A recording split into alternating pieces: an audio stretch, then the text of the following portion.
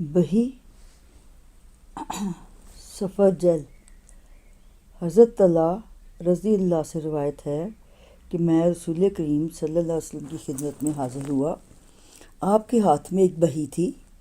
مجھے دیکھ کر حضرت وسلم نے فرمایا، آ جاؤ طلحہ رضی اللہ، اسے لے لو، اس لیے کہ یہ دل کو راحت بخشتی ہے۔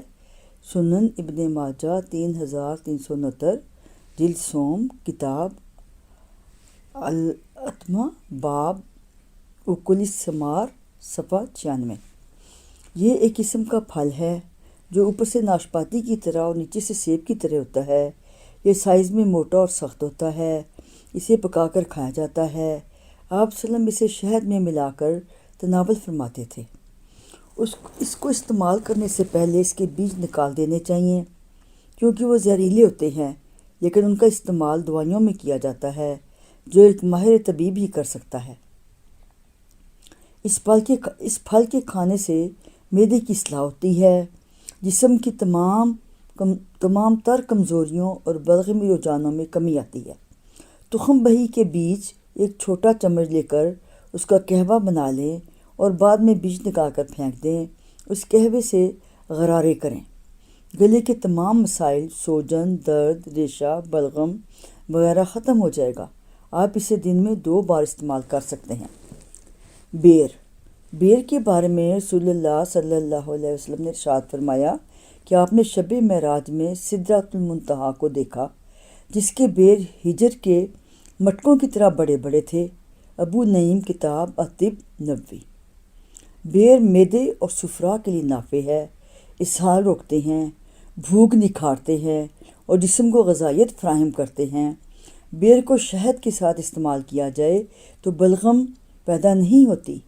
بیروں کی مختلف اقسام ہوتی ہیں جو مختلف جلدی اور دوسرے امراض میں مفید ثابت ہوتی ہیں۔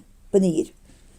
حضرت ابن عمر رضی اللہ تعالیٰ عنہ سے روایت ہے، غزوہ تبوک میں رسول پاک صلی اللہ علیہ وسلم کے پاس پنیر لایا گیا تو آپ وسلم نے اسے چھری طلب کی اور بسم اللہ پڑھ کر پنیر کے ٹکڑے کیے۔ نیز ابو داؤد رضی اللہ نے روایت کیا کہ صحابہ کرام نے اسے کھایا بغیر نمک ملائے ہوئے۔ سنن ابو داؤد 419، جلد سوم، کتاب التمہ، باب فی اکل الجبن، صفحہ نمبر 153۔ پنیر ایک عمدہ غذا ہے جسے عربی بڑے شوق سے کھاتے ہیں۔ تازہ پنیر معدے کے لیے مفید ہے۔ یہ بڑی آسانی سے ہضم ہو کر اعضاء تک اپنی طاقت کو پہنچاتا ہے، گوشت کو بڑھاتا ہے اور قبض کشا ہے۔ لیکن پنیر کی نسبت تازہ پنیر معدے کے لیے زیادہ فائدہ مند ہے۔ پنیر کو آئرن والی سبزی کے بجائے کیلشیم والی سبزی کے ساتھ پکانا زیادہ مفید ہے، جیسا کہ شلجم، بند گوبھی، مشرومز، پھول گوبھی وغیرہ۔ جب سبزی مکمل پک جائے تو پنیر ڈال کر دم دے دیں۔ سلاد میں ڈال کر بھی کھا سکتے ہیں۔ پیاز۔ حضرت عائشہ رضی اللہ تعالیٰ عنہ سے روایت ہے کہ رسول کریم صلی اللہ علیہ وآلہ وسلم نے اپنی زندگی کے آخری کھانے میں جو تناول فرمایا تھا اس میں پیاز موجود تھا۔ سنن ابو داؤد 429، جلد سوم، کتاب التمہ، باب فی اکل الصوم، صفحہ نمبر 156۔ ایک اور حدیث میں روایت ہے کہ رسول اللہ صلی اللہ علیہ وسلم نے پیاز کھانے والوں کو مسجد جانے سے منع فرمایا ہے۔ سنن ابو داؤد حدیث 424-25، کتاب التمہ، باب لہسن کھانے کا بیان، صفحہ نمبر 155۔ لیکن ایک حدیث حضرت عقبہ بن عامر رضی اللہ سے مروی ہے کہ آپ وسلم نے اپنے صحابہ اکرام رضی اللہ سے فرمایا کہ پیاز مت کھاؤ، پھر ایسا سے فرمایا کچی یعنی پکا کر کھا سکتے ہو۔ سنن ابن ماجہ حدیث 3366، جلد سوم، کتاب التمہ، باب اکل الصوم والبصل والکورس، صفحہ نمبر 95۔ پیاز مختلف قسم کا ہوتا ہے، سرخ، سفید، ہلکا جامنی۔ یہ تیسرے درجے میں گرم ہوتا ہے۔ اس کے اندر ایک ایسا مادہ پایا جاتا ہے جو جسم کے زہریلے مادوں اور ہوا کو خارج کرتا ہے۔ اس میں سلفر کی مقدار پائی جاتی ہے، جیسے ہومیوپیتھی میں ادویات کا سرتاج مانا جاتا ہے۔ یہ رنگ کو نکھارنے اور بلغم کو ختم کرنے میں مددگار ہے۔ جسم میں خون کی صفائی نطفہ کو بڑھانے میں بھی نہایت مفید ہے۔ اس کے بیج کا استعمال برس کی بیماری کے لیے مفید سمجھا جاتا ہے۔ پیاز کو اگر کلونجی کے تیل میں ملا کر مسوڑوں پر لگایا جائے تو دانتوں کے لیے مفید ہے۔ جسم میں موجود کالے اور بھورے تیلوں کی بھی صفائی کرتا ہے۔ قے اور متلی کے وقت مریض کو پیاز سنگھا دیا جائے تو مریض کو افاقہ ہوتا ہے۔ پیاز کے رس میں شہد ملا کر لگانے سے کیٹرس میں افاقہ ہوتا ہے۔ یہ یرقان، کھانسی اور سینے کی تمام بیماریوں میں فائدہ مند ہے۔ پیاز سالن میں بطور غذا استعمال ہوتا ہے۔ یہ پیشاب آور، قبض کشا ہے۔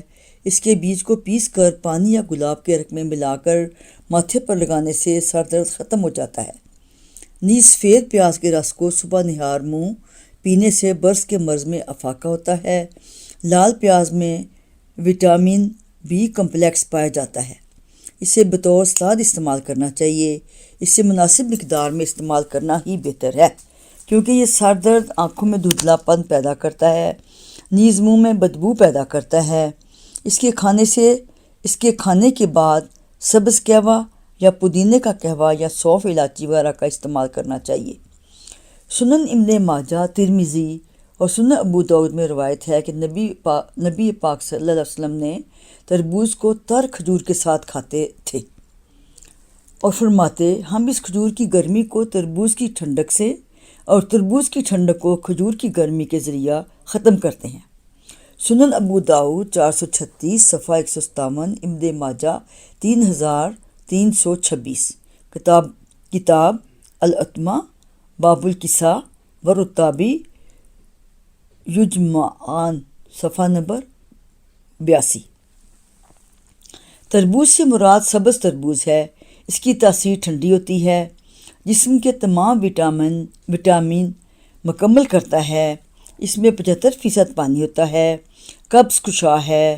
سرد مزاج کے لوگ اس پر کالی مرچ لگا کر کھا سکتے ہیں، یا پھر اس دن کھانے میں تھوڑی سونٹھ کا استعمال کر لیا جائے یا سونٹھ کا قہوہ پی لیا جائے تو مفید ہے۔ بعض اطباء کا خیال ہے کہ کھانے سے پہلے تربوز کھانے سے معدے کو جلا ملتی ہے اور بھوک چبک جاتی ہے، نیز معدے کے السر کو جڑ سے ختم کر دیتا ہے۔ ارشاد نبوی ہے کہ کھانے سے پہلے تربوز کا کھانا معدے کو دھو دیا کرتا ہے اور وہاں سے بیماریوں کو دور کرتا ہے۔ ابو نعیم ابن عساکر، طب نبوی، خالد غزنوی، جلد اول، صفحہ نمبر 56۔ ڈاکٹر CO اور ڈاکٹر خالد غزنوی بھی اس حدیث پر تحقیق کے بعد کہتے ہیں کہ کھانے سے پہلے تربوز یا اس طرح کے دوسرے پھل کا استعمال معدے کو تندرست رکھتا ہے۔ ایک اور حدیث شریف میں ہے کہ تربوز کھانا بھی ہے اور مشروب بھی تخم ریحان کے ساتھ یہ مثانے کو دھو کر صاف کر دیتا ہے، پیٹ کو صاف کرتا ہے، کمر کے پانی کو نکالتا ہے، چہرے کو نکھارتا ہے اور جسم سے گرمی کو دور کرتا ہے۔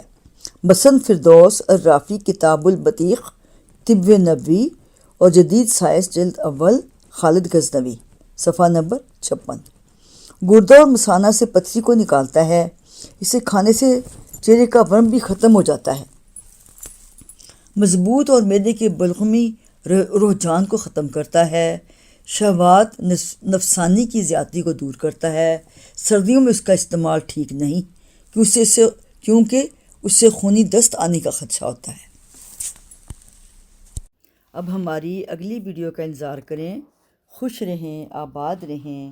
میری اور میری ٹیم کی جانب سے آپ سب کا شکریہ۔ ہم جلد نئی ویڈیو کے ساتھ دوبارہ حاضر خدمت ہوں گے۔ ہمارا چینل سبسکرائب کریں۔ اللہ نگہبان۔